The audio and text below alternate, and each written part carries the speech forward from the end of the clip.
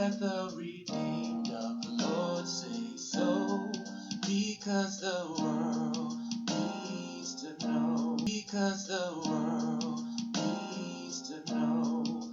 Let the redeemed of the Lord say so, because the world needs to know.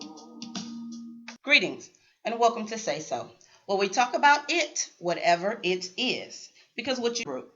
Thank you for tuning in. I'm your host, Letitia R. Stuckey. And today I have a very special guest here with me today by the name of Miss Teaune Vinson. And Teaune and I have known each other for quite a while. We met at the Indie Author Celebration, which was held on November 9th. We met at the Indie Author Celebration, which was held on November 19th of 2016. And it featured 7 local authors, and all of us had released our books in 2016, so we were able to present it to the community.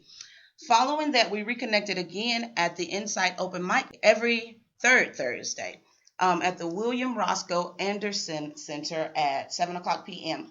And actually, my younger son started writing poetry after attending those on a regular basis.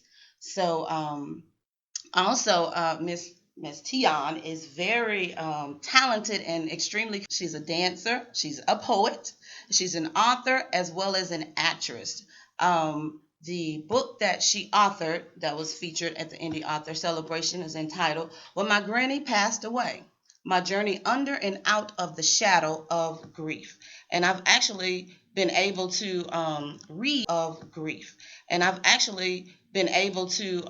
read my autographed copy of this book, and it was awesome. It was so helpful for me at the time.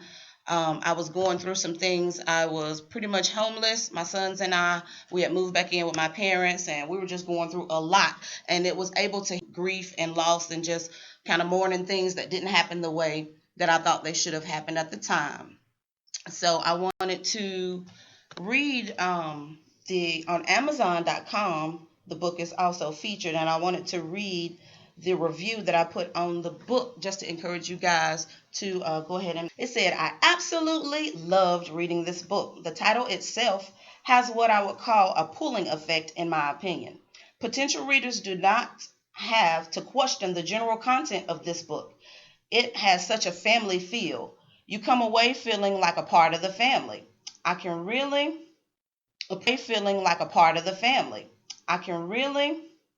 appreciate the totality of the journey under and out of grief. During my journey reading this book, I laughed and cried tears of joy. My favorite part of the book was reading the poem entitled 'In God's Hands.' Well done." And that's page. I like that on the journey, I felt as if I was able to go along step by step, following the process of the family with making funeral arrangements.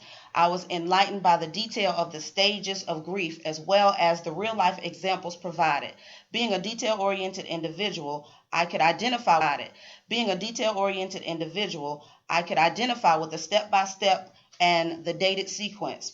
As a fellow counselor, I too was able to connect with the challenges associated with stuffing and bottling feelings as opposed to verbalizing them, which, although familiar, is not the healthiest out in the book. I have to share this book with others and who are stuck and struggling under the shadow of grief.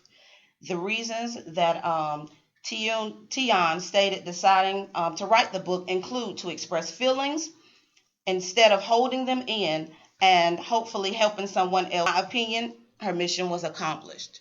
I actually had a individual, a male that I knew, that his grandmother had passed away and she had raised him. So I gifted him a copy of the book because it was so helpful, and I thought that it might help him on his healing journey. So without further ado, I would like to introduce Miss Teaune Vinson. How are you this afternoon? I'm doing pretty good, thank you. How are you? I am well, thank you. So if you would just share with our listeners a little bit about yourself or anything that you would like to share at the time.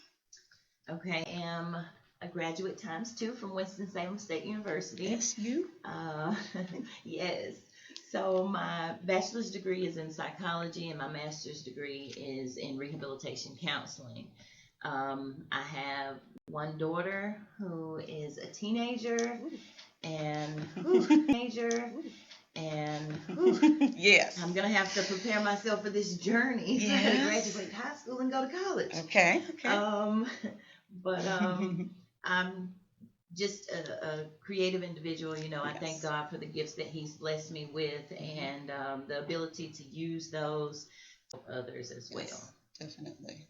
Excellent. And I can testify that you have helped me, definitely. You're welcome.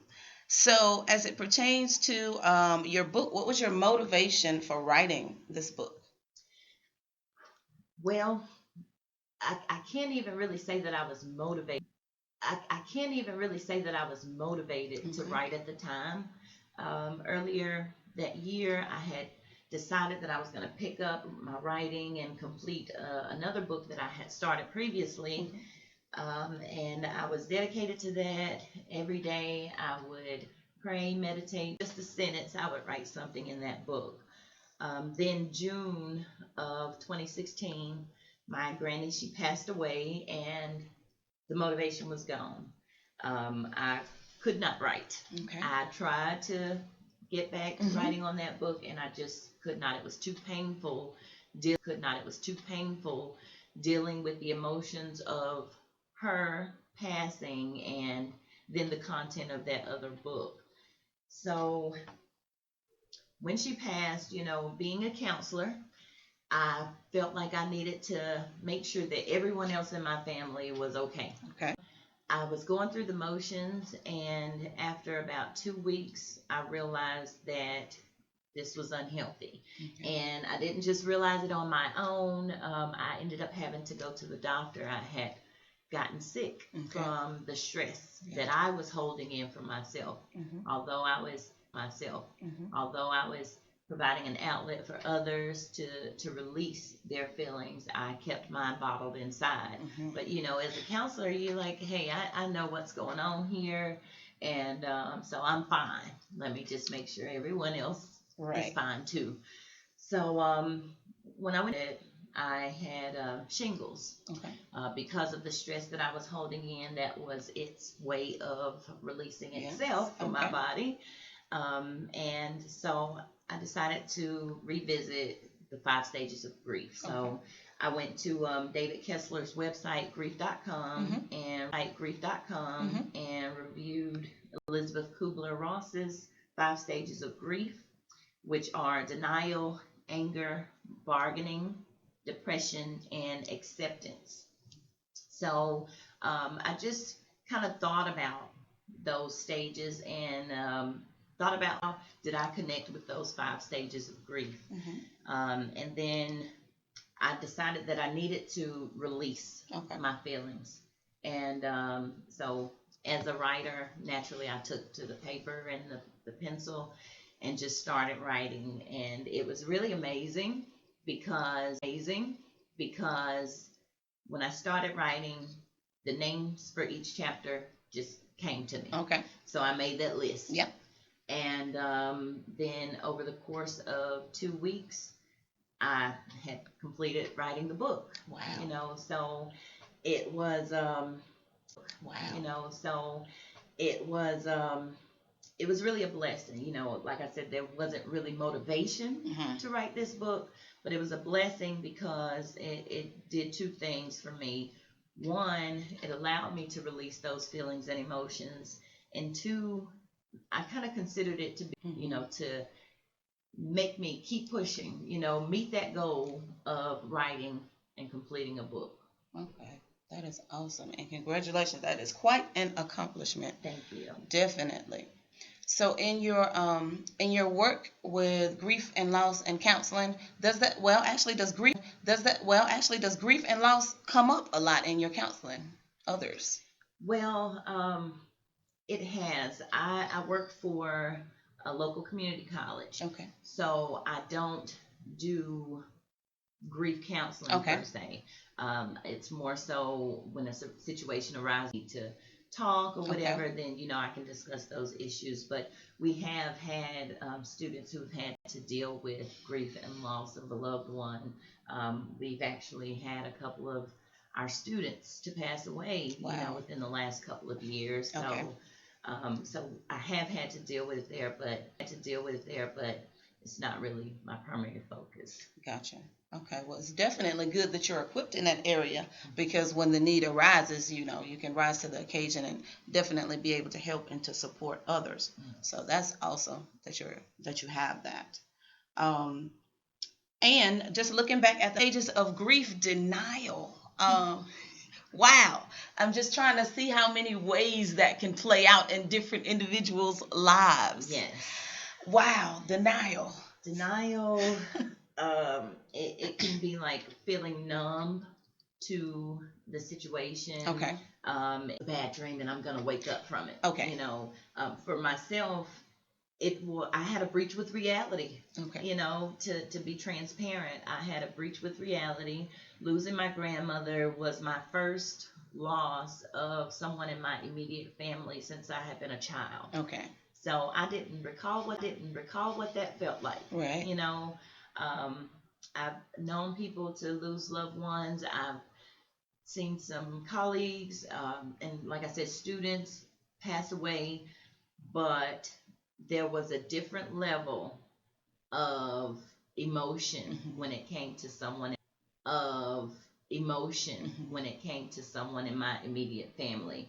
And so it was just like, this isn't real. This can't be real. Right. I'm going to call her tomorrow, Yeah, denial is Wow. tough. Wow. Definitely. Wow. I can even think of other side of grief and loss where you just don't want to believe that this has happened. Yes. And wow, just don't want to accept it. Mm-hmm. Okay, so as it pertains to anger, I know I've seen, because I haven't had anyone really close to me. We have a huge family, but I haven't had anyone really close to me to pass away, so I don't actual experience. But as it pertains to anger, I know anger is one of those emotions that we're pretty comfortable expressing. Yes. It's pretty easy to, erupt and be angry or be triggered. Yes. Wow. So in grief, what would that look like? Pretty similar or different? It's similar. Or different? It's similar. Okay. In grief, it's like you almost look for or find a reason to be mad. Okay. And I can share this. Okay. I was angry with a couple of my friends. Okay. Felt like they should have called me more often. However, in hindsight, maybe I should have reached out to them. So I really couldn't blame them. When they talked to me, I acted as if everything was okay. Okay. So they may not have had that major concern to say, you know what, let me call and check on T a few times a day right now. Okay. So it's just kind of finding a reason to be mad. But Okay. David Kessler, he said anger can actually be instrumental in managing your grief. Okay. So you just have to be careful how you express that anger. Gotcha. Because it is a form of release. Yes. Some way, shape, or form. So definitely any way to get that up and out is good. Wow. Because I know I can recall an experience where I had a close friend to lose a child. And the child, it was kind of like more like a miscarriage type of situation. And because once again I've never experienced anything like that, I really didn't know how to approach it. Right. I would probably be one of the friends that didn't call as much and not as much. And now after years have passed and just kind of seeing how it still is impactful in her and her husband's life, then I kind of understand more now. But back then I didn't know what to say. I didn't know what to do. So I kind of kept my distance, which actually isn't good. I recently heard of someone speak who was going through grief, and she was like, there's some things that you just don't want to hear. People are trying to help, but they say the wrong thing that make you mad. Yes. You don't want to hear the same old story.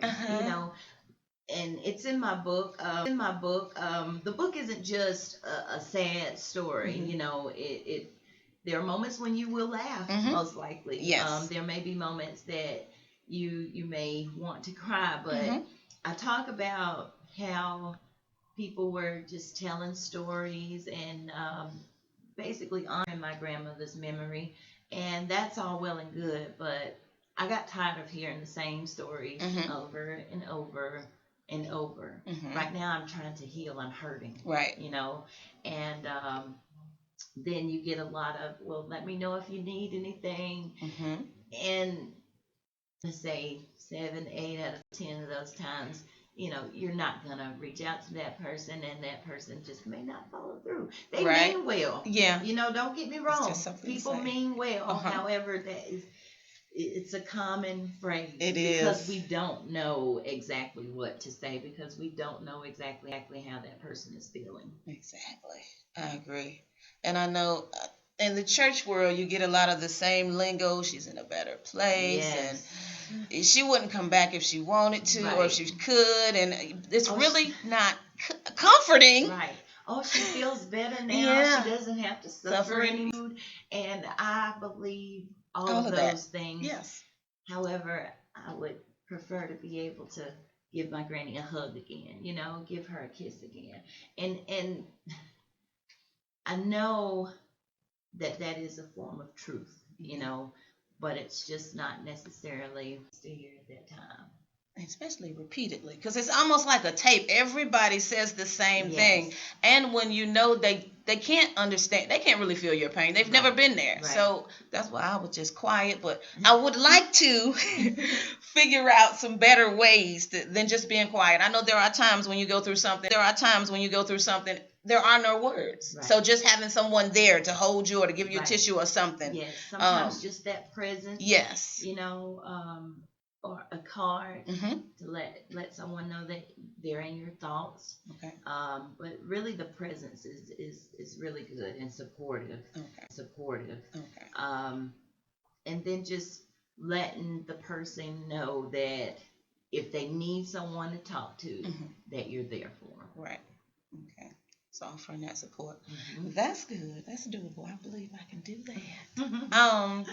And even when going back to the anger, I think I don't want to just delve on the church, but that's all I know. That's why I grew up in the church. Me too. But like if you're angry, because at my church, yeah, there was an experience, and there was a person who honestly had to confess that you're angry with God sometimes when you don't understand why it's immediate, it's painful, why now, why me? Just there's more questions than answers. So sometimes, you can be angry with God, and that's something you have to not be in denial about and say, you know, I'm angry, or I'm angry with you. I just don't, understand. I'm hurting or whatever. Right. So definitely being honest and open. Right. The bargaining. So is there an example of bargaining? Well, I can give you my example of bargaining, or one of them. My grandmother, she passed away on a Sunday morning, getting ready for church. Okay. And she had my grandfather to go into one of the back rooms and get her white church hat. Okay. It was a communion Sunday, and she was ready to go, you know. And she had been sick for a while. She had COPD, chronic obstructive pulmonary disease. Okay. And so sometimes she just didn't feel up to it. But she would press her way when she could. Okay. When she was feeling a piece of good. Right. She would go ahead and try to press her way. So she had got up that Sunday, and she was getting dressed and asked my grandfather to get the hat. And when he came back into the room, laid out across the bed, she had lost her breathing. She had been on oxygen. And so I felt like if I would have spent the night, or if I would have spent the weekend with them, then maybe I would have been the one to go get the hat. And my papa would have been in there with her, or one of us would have heard her if she called out, when she lost the tube for the oxygen. So that was one of my ways of bargaining. I thought about if I only would have. Okay, yeah, that makes sense. That makes it plain. The fourth stage is what? Depression. Okay. Whoa. Okay, that's common. Yes. All right.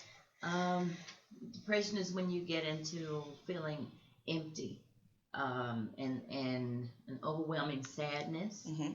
and feeling alone. You know. Um, as I mentioned, I was angry with my friends, but I really didn't want to talk to anyone. Oh, okay. I really didn't. Okay. I wanted to be in that moment Mm-hmm. and feel what I needed to feel. Mm-hmm. And I remember crying, Mm-hmm. just releasing Yes. that sadness. But if you're not careful, it can get into a serious depressive state. Mm-hmm. But you may not want to eat, or Mm-hmm. you may not have an appetite. Right. Not even that you don't want to, but you don't have the appetite for Mm-hmm. food and everything. Mm-hmm. So you have to really be careful and be aware of your feelings. And that's one of the reasons that I just decided to be transparent in this book. Mm-hmm. I didn't plan to publish the book. Okay. I let my mother and my aunt read the book. Read what I had. They asked me, "Are you going to publish?" And I'm like, "Well, I hadn't thought about it." Mm-hmm.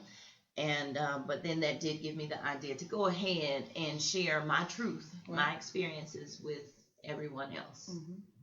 And it's a way of honoring, your grandmother and Yes. letting the world know what type of person she was and all of that. So definitely that's an awesome gift. Like you said, it's a gift. Yes.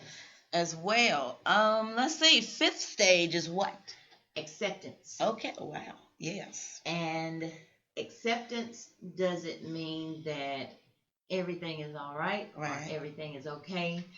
Acceptance means coming to an understanding of your new reality, your new norm. Yes. Your routine changes when someone who's close to you has passed on.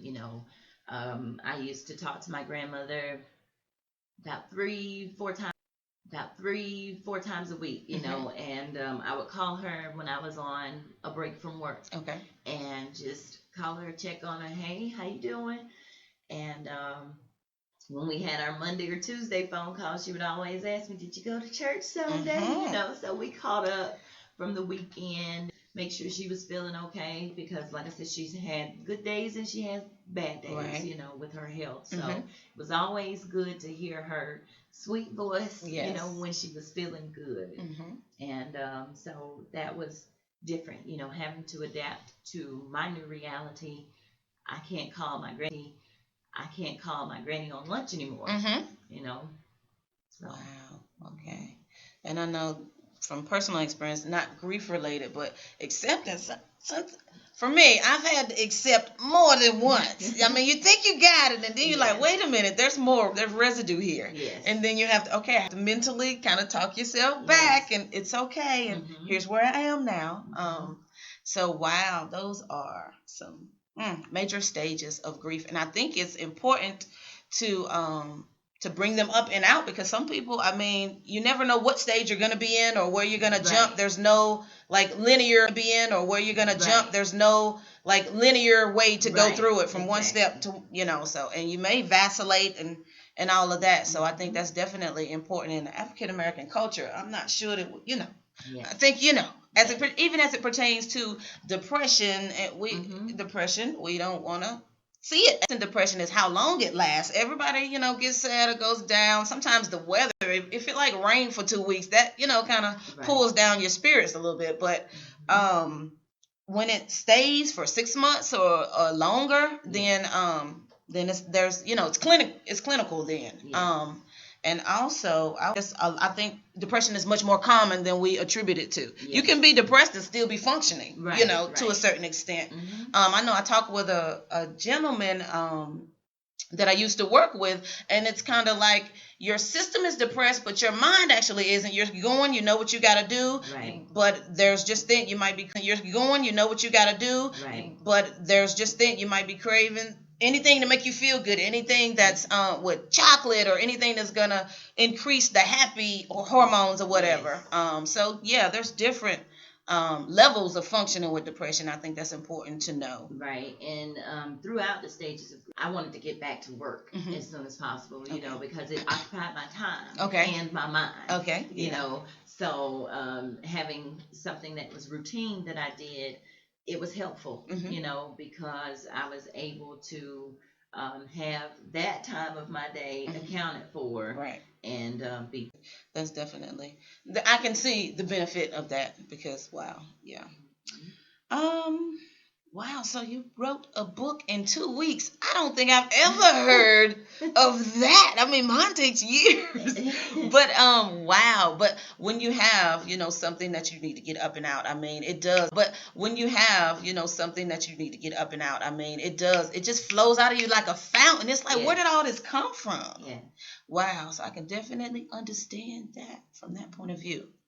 And even the therapeutic nature of writing, just wow. And then being able to look back a year or so or just later and read where I were, where my feelings were, and to see the growth where you are now. So that's awesome. As it pertains to your writing, are we gonna maybe be able to get the other book that you're working on published, or do you have another one? Well, I have two that are in different stages. That are in different stages. The book that I was working on before I wrote this one, it's called Yield Not into Temptation. My Journey Through Abstinence. So I finished writing that one, and now I'm looking back and trying to determine if I need to add things in certain sections or whatever. So I'm hoping for that book to come out summertime. Somewhere in there. This summer? Yes. It's summer, coming. 2018 in the name of Jesus. All right. It's summer coming. 2018 in the name of Jesus. All right. Touching the ground. And then the other book is called Matters of the Heart. Oh, gotcha. I had started writing a little bit about my grandfather years ago, and when my grandmother passed away, he had a heart surgery maybe a year or two before she passed. And so I was concerned for his heart. Because I've heard of people dying from a broken heart. And with him having had heart surgery, it was just a concern for me.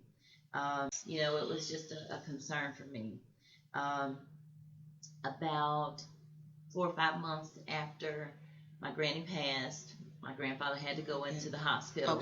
And with heart issues, and he had to go through a second surgery. And then get back to himself. However, there was still a hurt, a pain in his voice. He was missing my grandmother dearly. But he stayed around with us for another year and a half. And so he passed away in August of last year. So I wanted to write Matters of the Heart as a tribute to their relationship. Because they definitely had a deep love for one another. They were a wonderful example of a married couple for me as a child, and for other people in the community, in their church, and everything. So I'm working on that one. It's on pause. I've written about 5 or 6 chapters. And I've written about 5 or 6 chapters. And so I'll pick that one back up once I get Yield Not into Temptation published. I'm excited about both of those. Thank you. I've got to get Yield Not into Temptation, and definitely have you back on, because that's a big journey. It really is. I mean, I think that God wants me to tell my stories. And definitely. It's hard, especially when you're being transparent.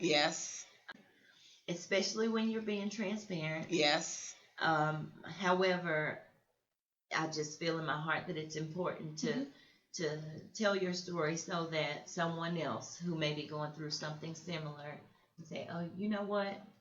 I can do that too. Exactly. Or I've been through that. Temptation is whew, something.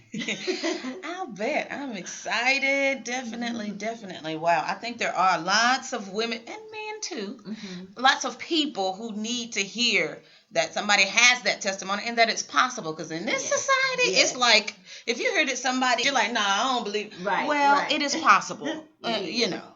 It So, is. wow, that is awesome. So you have shared so much with us about grief and loss and just the therapeutic nature of writing. Is there any advice or anything that you would give to someone that has lost? Any advice or anything that you would give to someone that has lost someone close to them, or maybe has a relative that's has ailment or some kind of illness? Like, is there any advice or anything that you would leave? I would advise the person dealing with feelings. I held mine inside, and that was a mistake, and it manifested physically with my body. So I would definitely encourage them to express your feelings. If it's writing, if it's talking to someone, if it's talking to someone, if it's writing a letter to that loved one to say everything that you may wish you would have said or wish you could have said. And just make sure you stand firm and keep your faith with God, because God, He was my comfort. He was my only comfort during that time. Wow, awesome.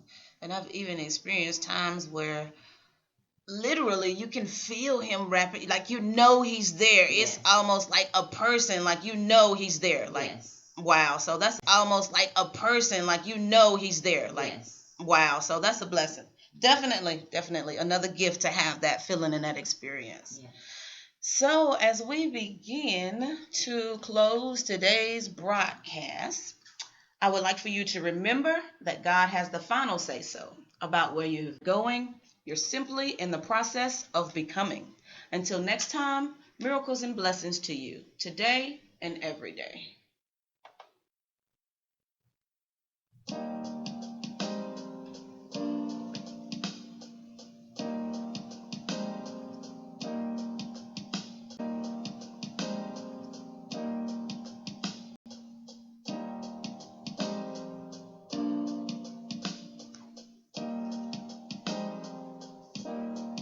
Let the redeemed of the Lord say so, because the world needs to. Lord say so, because the world needs to know. Let the redeemed of the Lord say so, because the world needs to know. Let the redeemed of the Lord say so, because the world